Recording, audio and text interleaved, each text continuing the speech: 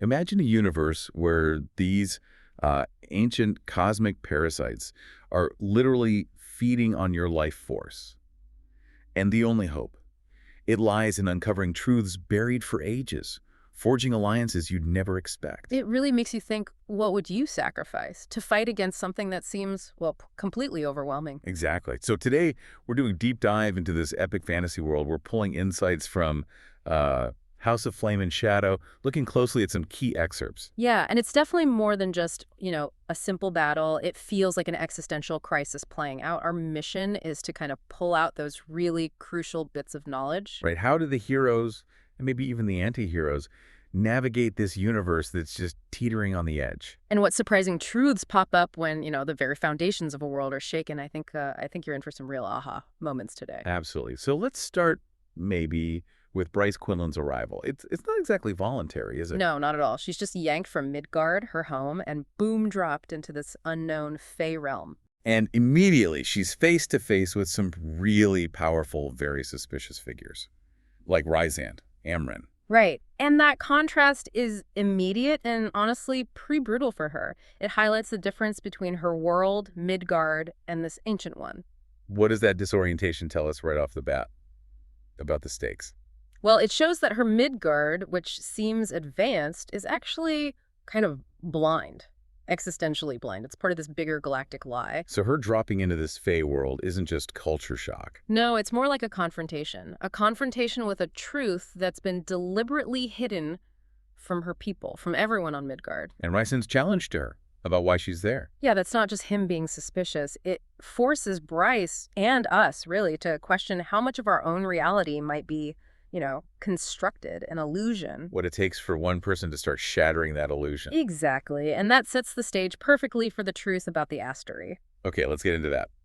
The sources call them the Daglan too, right? These ancient immortal beings. Who literally feed on the magic of worlds. They call it first light. So that ritual in Midgard, the drop, the one everyone thinks is just like a coming-of-age thing. It's a tax, a forced tax on magic, designed purely to feed these parasitic overlords. That's horrifying. And it connects to a much bigger picture, doesn't it? Oh, absolutely. A galactic empire built on this feeding. Midgard isn't special in being conquered, it's just the latest one. Bryce actually saw proof of this, like records. Yeah, in the Asteri's archives. Records of other planets they'd tried to take over or had taken over. Wow. And did any worlds fight back successfully? According to the sources, yeah. Only 3 managed it. Hell, Aphraxia, and the original homeworld of the Starborn Fae. Which brings us right to Midgard's hidden history, because the official story is totally different. Completely different. The Asteri saved Midgard from Hell's invasion, or so the story goes. But the real story, the one they buried, is that Midgard's Fae, the Starborn, actually came from one of those worlds that won against the Asteri. So how did that get erased? Such a huge piece of history. It seems Thea, the Starborn Fae Queen, led her people to Midgard. They fought alongside Hell, but then betrayal by Peleus. And the Asteri used that.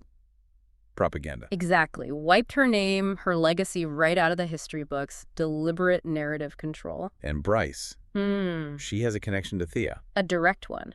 She carries Thea's light. It makes her more than just a descendant. She's like a living echo of that lost resistance. So these ancient battles, they weren't just fought with raw magic. There were objects involved, right? Legendary made objects. Yeah, really significant ones. The Star Sword, which Bryce ends up with, the harp, the horn, and the mask at Araxia. These aren't just powerful weapons, are they? They feel bigger than that. Oh, much bigger. They're artifacts of immense power from, like, an earlier age of Fey magic. World-altering potential. And the Asteri want them. Seems that way. It's hinted they're connected to the Asteri's own plans. Maybe their return, maybe their defeat. Who knows for sure? And their power is often linked to these thin places. Right. Locations like Avalon or the prison in the Fey world, the Northern Rift in Midgard. They're often misty, sort of liminal spaces. Gateways between worlds. Or just power spots. Both, it seems. Convergence points for immense power, which makes them strategically critical. Okay, so this is where Bryce starts to really step up. She confronts Vesperus. Yeah, an Asteri that Thea actually imprisoned ages ago, like a trophy. And Vesperus gives her some intel. Some chilling details, yeah. About how the Asteri travel between worlds, their own origins. It's a big moment. Not just a chat, though. There's a fight. Right. A pretty dramatic one.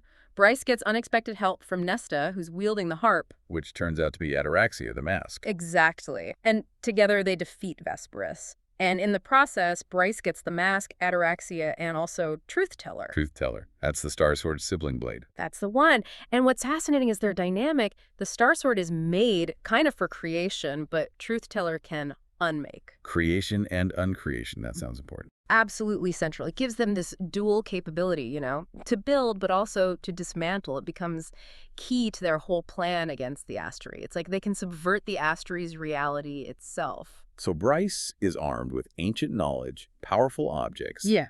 But this fight isn't just cosmic, is it? It gets deeply personal for the others. Yeah, while Bryce is uncovering these huge truths, the grim reality of Asteri rule is hitting others hard, like Ruhn and Hunt. Their imprisonment. Yeah. That sounds brutal. It really is. It's not just physical torture, though. There's plenty of that. Their wings are cut off, their halos re-inked. Marking them as property again. Exactly. It's psychological re-enslavement. For people who'd actually tasted freedom, it's devastating. Ruhn almost breaks, but Hunt keeps going, drawing on his past. Yeah, Hunt's grim resolve comes from that history of being a slave. He knows this kind of despair. And then there's that moment with Baxian. Oh, yeah. Chewing off Ruhn's hand. To break a Gorgian shackle, something magically unbreakable otherwise, it just shows the insane lengths they go to for each other.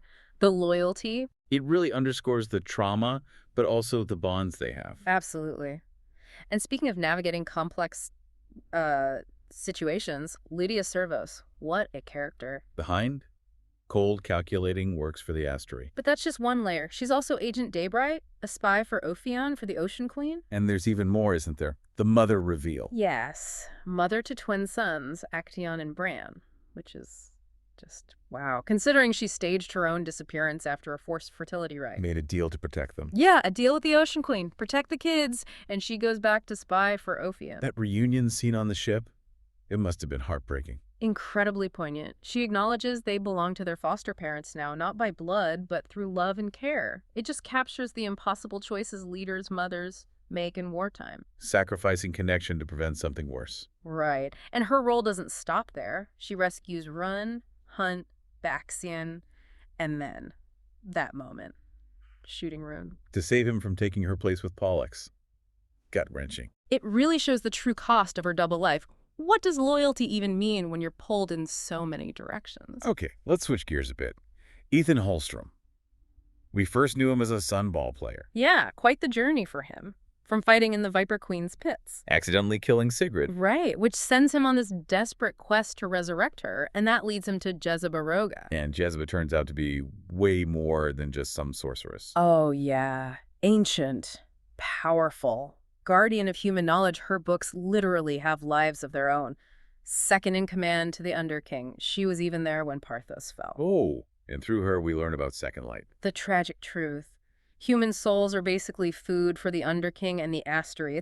It's a horrifying cosmic economy. Which makes Connor's sacrifice, Ethan's brother. Even more profound, using his own Second Light to power that Godslayer rifle bullet, the one marked Memento Mori. Remember, you must die. Powerful stuff, and Ethan himself transforms through all this. Big time. He challenges Sabine, his family's old ways. He awakens these dormant ice powers from his bloodline. And becomes the prime of the Valberan Wolves. Yep. Abolishes the whole Fender monarchy. It's a huge statement about breaking from the past, forging a new kind of leadership. What about Thorian Kitos, the Myrrh? He seems constantly caught in difficult spots. He really is. Forced servitude to the Viper Queen, getting injured pit fighting. Not exactly living his best life. No. And later he's confined on the Ocean Queen's ship for insubordination, facing an arranged marriage to Sathia Flynn. It's all politics and obligation. But he stays loyal to his friends through it all. Unwaveringly loyal. Even when it puts him in serious danger, it shows how personal bonds can still be a form of resistance, even against massive power structures. And Hypaxia Enidor, the Witch Queen. She finds a new role too, right? Yeah, she ends up serving the Underking, bound by oaths, but she's focused, determined to help in the larger fight. And her big contribution is the antidote. The antidote to the Asteri's first light tax, that parasitic drain. And what's really cool is how she figures out how to stabilize it. Using Hunt's lightning. Exactly. It connects her scientific mind directly to Hunt's raw power. It shows how different skills, different kinds of power are needed to fight something like the Asteri. Collaboration is key. Okay, this feels like a good place to talk about Hunt's origins, because that reveal is massive for him. Oh, absolutely huge. Identity shattering. He finds out he's not just some angel made by the Asteri. He's the son of Thanatos, one of the princes of hell. Made by them, using Thunderbird power. Yeah. It completely flips his understanding of who he is, what his power means. Challenges that whole angelic identity forced on him. And it reframes the whole conflict too, doesn't it? With Hell involved. Definitely. Hell isn't just some enemy from Midgard's fake history. They're the ancient enemy of the Asteri, a power that could actually repel them, and now they're ready for war. So Hunt's power, his lightning, his hellfire. Okay. It's a weapon against the Asteri. A living weapon, tied directly to this lineage of resistance. It reclaims his identity from being a tool of the oppressors to being like a spearhead for liberation. So all these threads are coming together. Bryce returns to Midgard. And deals with her father, the Autumn King, swiftly. He was being opportunistic, trying to leverage the situation. She doesn't have time for that. Nope. Executes him, then heads to Avalon, that misty, thin place. Takes out King Morven there, too. She's really cleaning house. She is, taking decisive control. And Avalon, that's where another major reveal happens. Oh, the land itself. Yeah. It used to be an archipelago, but the land's withered. Why?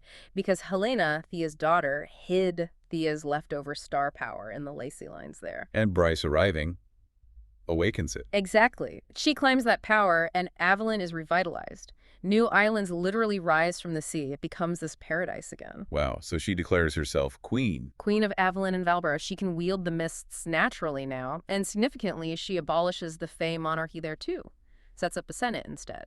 That's a fundamental change, not just swapping rulers. It's a total break from the old corrupt systems, building something new. Okay, so leadership is changing, ancient powers are back online, the grand plan starts to unfold. And it's quite a plan. You've got hell armies pouring in. The fallen angels, liberated, piloting mech suits, guided by Hunt. Yeah.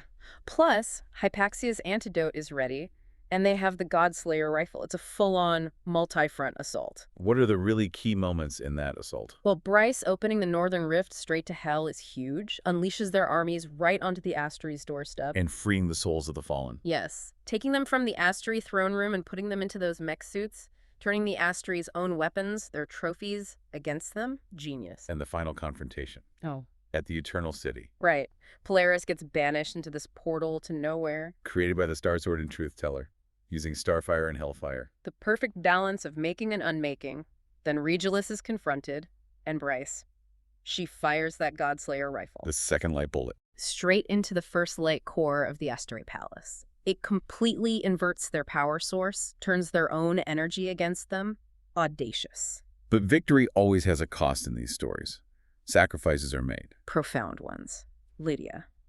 She finally unleashes her full fire sprite power, something she'd suppressed for so long. Takes out Pollux and War It incinerates him.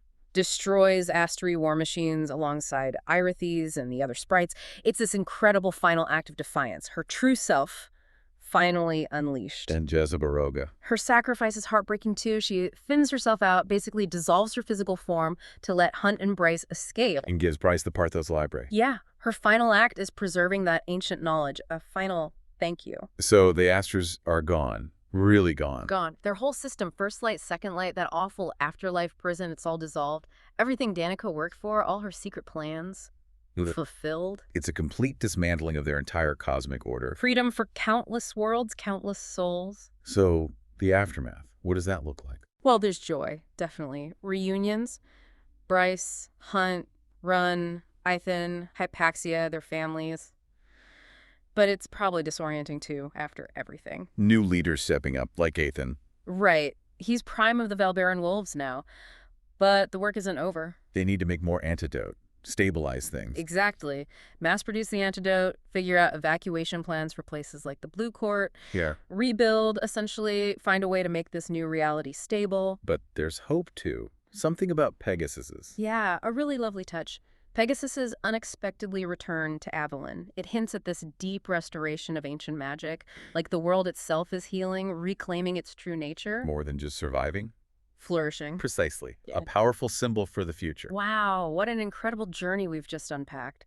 From cosmic parasites feeding on entire worlds, To these deep, ancient Fae secrets coming to light. and the personal stories, the despair, the imprisonment, but then these huge world-changing sacrifices. It really hammers home how knowledge, once you unlock it and share it, becomes this incredibly potent weapon.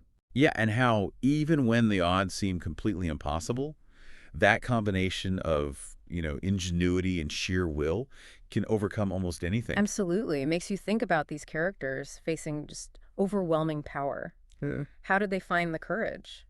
To question everything, challenge absolute authority, make those sacrifices. Yeah.